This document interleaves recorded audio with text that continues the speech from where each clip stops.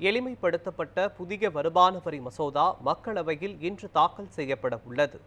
2025-26 நிதியாண்டிற்கான பட்ஜெட்டை மக்களவையில் பிப்ரவரி 1ஆம் தேதி மத்திய நிதியமைச்சர் நிர்மலா சீதாராமன் தாக்கல் செய்தார். இதையடுத்து கடந்த வெள்ளிக்கிழமை புதிய வருமான வரி மசோதாவிற்கு மத்திய அமைச்சரவை ஒப்புதல் வழங்கியது.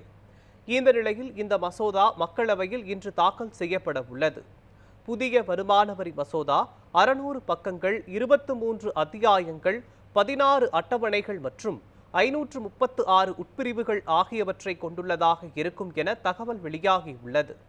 வருமான வரி மசோதா 2025 என்று அழைக்கப்படும் இந்த புதிய மசோதா 2026 ஏப்ரல் 1ஆம் தேதி முதல் அமல்படுத்தப்படும் என்று எதிர்பார்க்கப்படுகிறது.